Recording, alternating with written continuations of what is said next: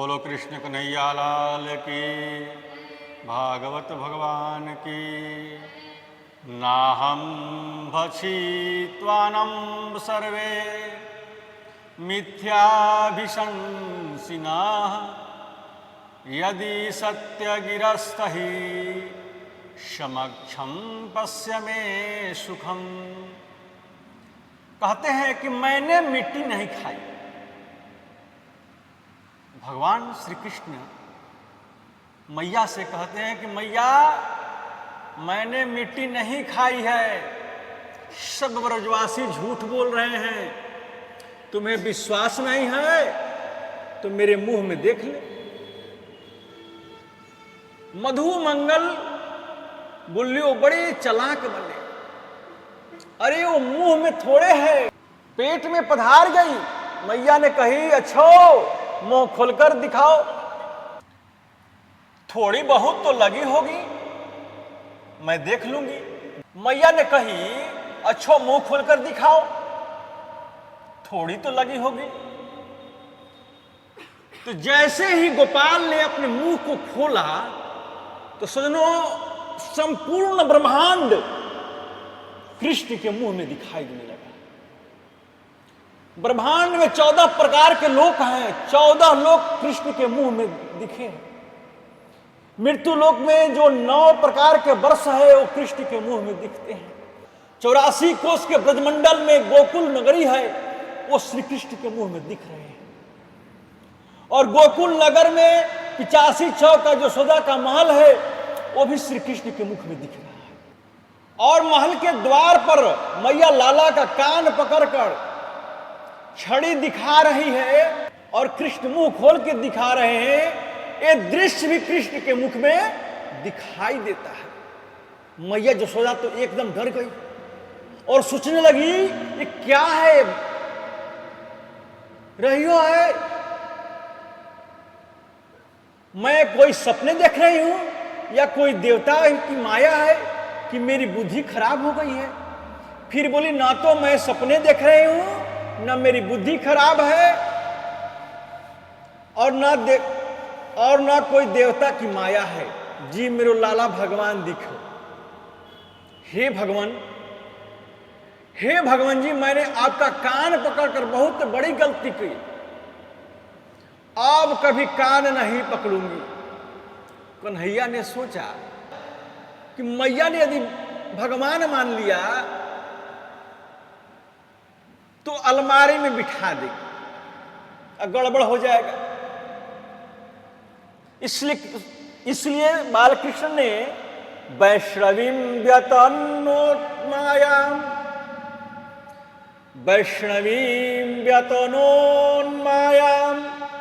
पुत्र स्नेहमयीं विभु। वैष्णवी माता को आदेश कर दिया और जो कुछ भी यशोदा के मुख में दिखाई दिया सब दूर कर दिया। मैया बोली तेरे मुंह में मैंने अभी कछु देखियो। कन्हैया बोले कछु ना, तेनो सपनों देखो होएगो। मुंह खोलकर दिखाया तो कुछ नहीं था।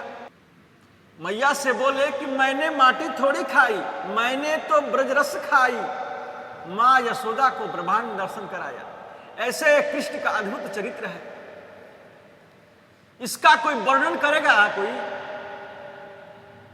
बिना प्रेम रिझे नहीं नटवर नंद किशोर। आप कितना भी यज्ञ करिए, कितना भी अनुष्ठान करिए, कितनी भी बड़ी तपस्या करिए, पर जब तक मन में प्रेम नहीं आएगा तो गोविंद की प्राप्ति नहीं हो सकती। बिना प्रेम के गोविंद की प्राप्ति असंभव है। तो गोविंद तो केवल प्रेम से मिलते हैं। गोविंद की प्राप्ति का साधन तो केवल प्रेम है। इसलिए जीवन में प्रेम को बढ़ाओ। जब जीवन में प्रेम को बढ़ाओगे तो गोविंद मिल जाएंगे। प्रेम ही साधन है। अमल भक्ति जब आएगी तो गोविंद मिल सकते हैं। माता यशोदा ऐसे परम भक्तिमती माता है, तभी तो यशोदा के घर पुत्र बनकर कृष्ण आए हैं। यदि उनके मन में प्रेम नहीं होता तो भगवान मिलते क्या? कभी नहीं, भगवान कभी नहीं मिलते। प्रेम था तभी आए हैं। एक आकर्षण होता है प्रेम का, एक विशेष अनुरक्ति होती है प्रेम की, और प्रेम जब आता है तो दुनिया फीकी लगती है। यशोदा के घर में सैकड़ों दास दासियां हैं, जिसके घर में 9 लाख गाय हैं, तो गायों के लिए क्या 5000 नौकर भी नहीं होंगे? यशोदा जी की हवेली में 85 चौक है, चौक में 10,000 गाय खड़ी हो सकती है। इतना बड़ा एक चौक है। अनुमान लगाइए कि कितना बड़ा महल होगा वो।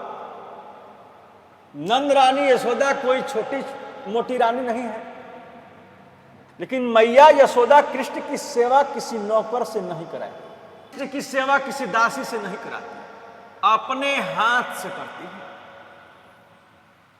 लाला को स्नान कराती हैं अपने हाथ से, कन्हैया को अपना दूध पिलाती हैं। और तो क्या सजनों, कन्हैया जिस माखन को खाते हैं यशोदा अपने हाथ से दही बिलोकर माखन निकालती है।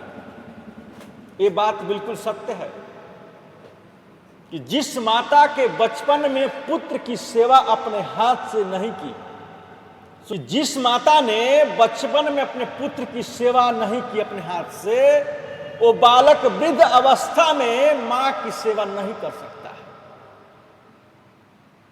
ये गारंटी है।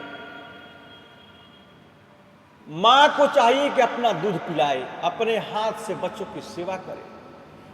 मैंने कई घर में देखा है आजकल कि मैं दिन रात जाता हूं ना, घर में सब जगह थोड़ा थोड़ा ध्यान तो रहता ही है। आश्चर्यजनक होता है हम लोगों को। कहीं हम जाते हैं तो देखते हैं कि बच्चा जो है नेपुल से दूध पी रहा है, मां आराम से मोबाइल चला रही है, बच्चा को नेपुल धरा दी है। घर में नौकर है, नौकर बच्चे को खिला रहे हैं, मां आराम से लेटी हुई है, मोबाइल चला रही है, टीवी देख रही है।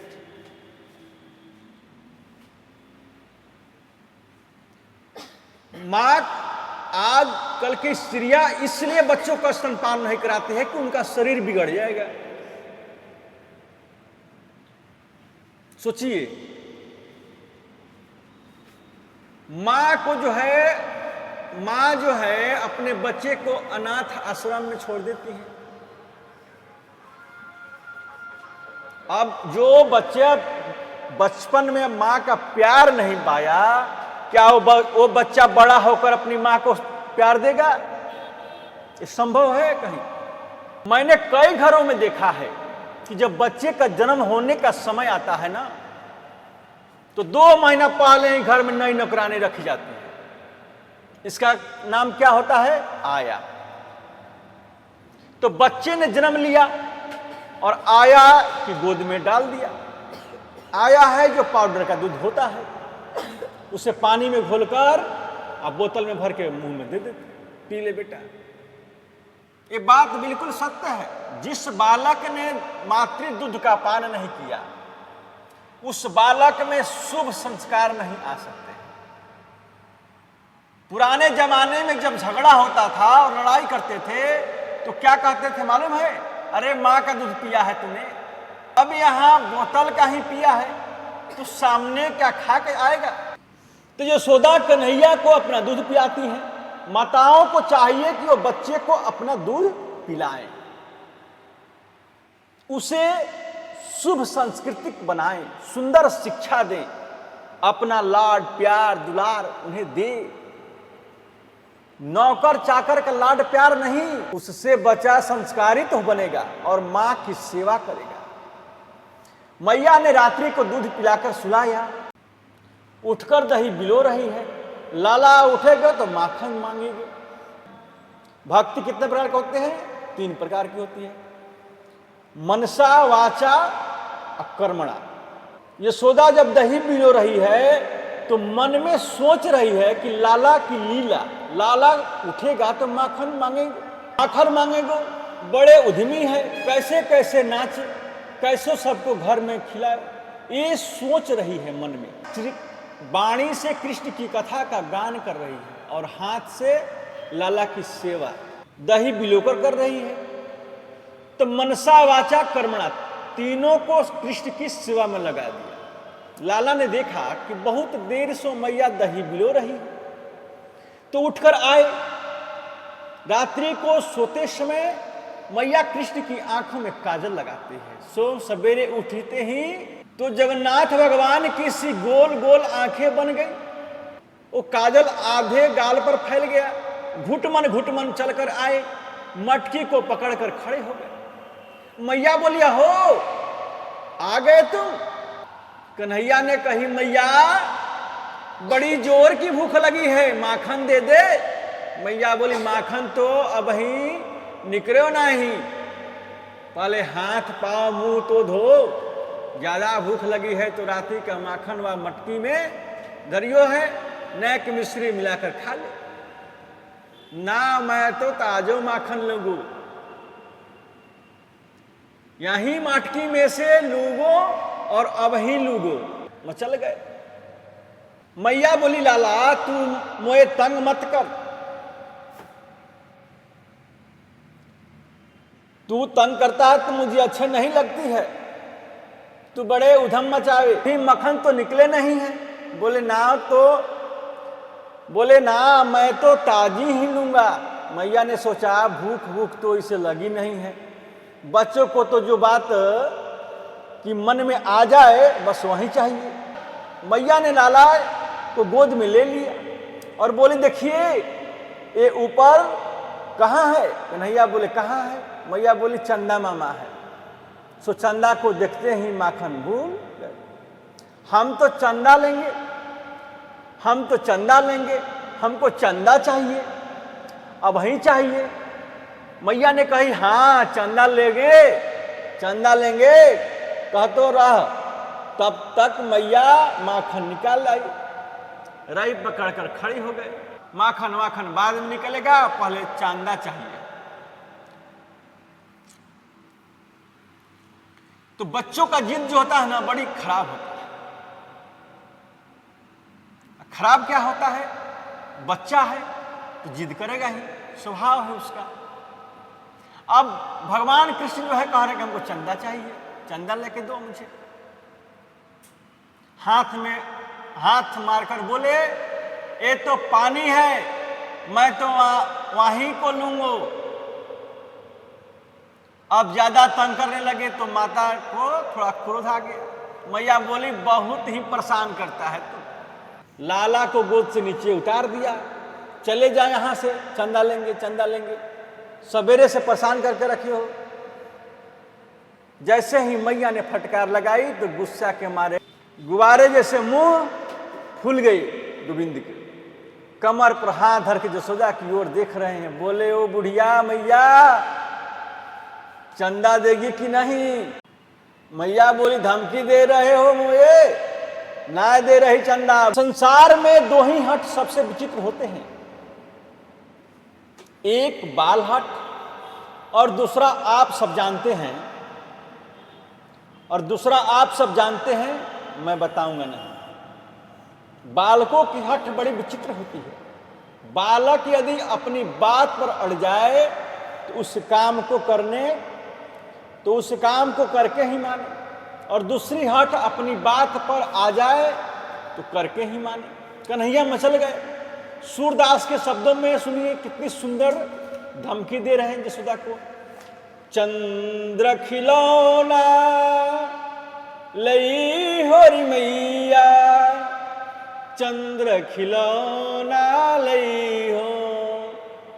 यदि तुमने चंदा नहीं दिया तो जमीन पर लेट जाएंगे, पूरे शरीर पर बालू लगा लेंगे, तुम्हारी गोद में बिल्कुल नहीं आएंगे।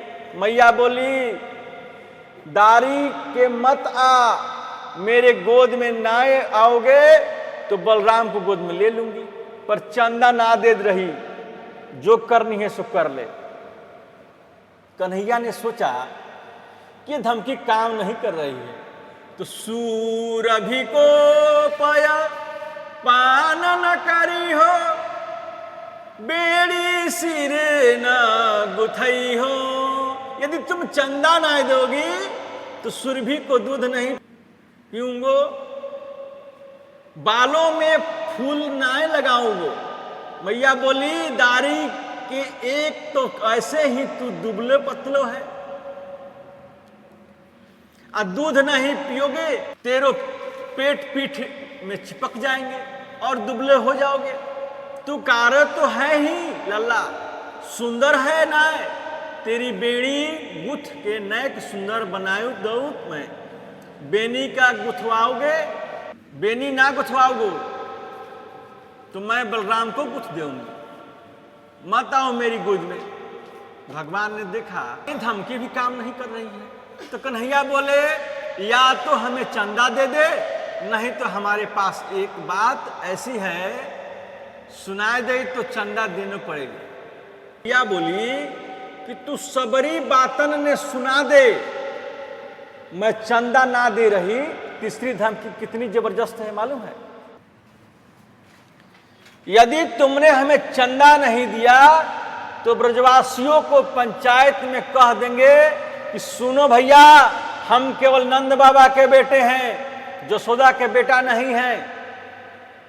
यदि तोकू अपनो पुत्र बनाना है तो पहले हमें चंदा दे दे, नहीं तो तू हमारी मैया नहीं, हम तुम्हारे पुत्र नहीं। और उठकर जाकर कोने में बैठ गए। 3.5 बरस के कृष्ण जब उठकर कोने में बैठे, जब उठकर कोने में जाकर बैठा तो मैया यशोदा के नेत्रों में प्रेमाश्रु निकल पड़े। दारी के तू ऐसी तोतरी बाणी बोले, तू को नहीं मेरी ही नजर ना लग जाए। दौड़कर जसोदा ने लाला के अंक में भर लिया और गोद में बिठा लिया। अरे लाला, अरे लाला, एक मीठी बात कहूं, बोले कह दे। तू रूठियो करे मत, ऐसे नाराज मत होयो। माखन से भी कोमल, चंदा से भी सुंदर तेरी ताई एक बहू ले आऊंगी। अब बहू के नाम सुनते ही चंदा भी भूल गए, अब बहू के नाम सुनते ही चंदा भी भूल गए। बहू लेंगे, बहू लेंगे, हमको बहू दिल हम तो बहू लेंगे। मैया हंसकर बोली मोहे मोह धोएबो तो आएबे ना, अब बहू लेंगे लाला। भोजन तो मैं अपनी गोद में बिठा कर कराऊं, अब भोजन कराने आयो ना, बहू लेंगे। मैया बोली तू जाने बहू कैसी हो? बहुत लंबी हो बहू, तू तो छोटो सो लाला है, अब बहू तो बड़ी लंबी हो। कन्हैया बोले हम छोटू हैं तो बहू भी छोटी ही ले लो। मैया बोली ठीक है, आज मक्खन खानन, आज माखन बाद में निकालूंगी, आज तो को बहू ही ले आऊं। बता कितनी बड़ी बहू ले आऊं? कन्हैया बोले इतनी बड़ी बहू ले आइयो जो हम गैया चरावे जाए करे तो जेब में धर के ले आए करे। मैया बोली दारी की गुड़िया की कह रही हो, दिखो सुलाकर गुड़िया हाथ में दे। सब भूल गए। 3.5 बरस का बालक क्या जाने कि बहू क्या होती है। अब सब भूल गए। कन्हैया माखन, चंदा और यशोदा की गोद में चढ़ गए। मैया की गोद में दूध जब पान करने लगे तो एक गोपी ने आकर कहा कि यशोदा जी आप लाला से बात करने में लगी हो, आपके चूल्हा पर रखे दूध उफन गए। मैया बोली हे भगवान, सवेरे से मैं परेशान करके रखे हैं, अभी माखन मांगे, कभी चंदा मांगे, कहूं बहू मांगे, मेरे दूध उफन गए। लाला की गोद से नीचे डालकर यशोदा दौड़ती हुई दूध उतारने चली गई। ये दूध क्या था?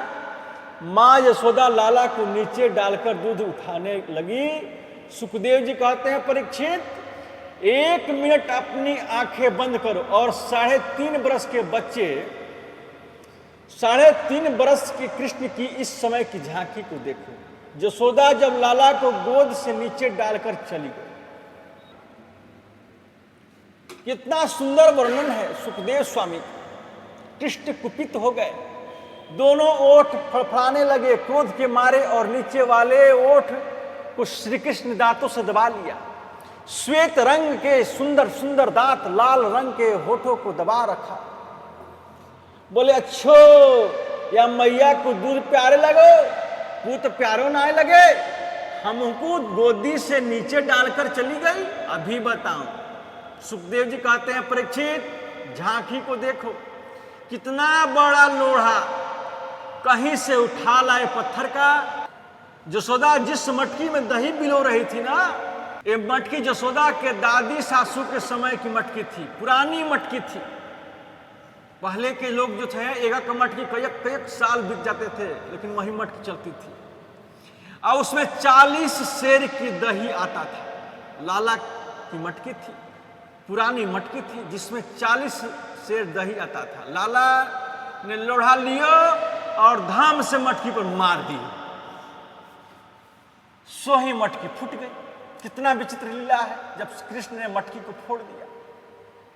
कन्हैया बोले मैंने तो सोचा था खाली आवाज करेगी, ये मटकी तो पूरी फूट गई।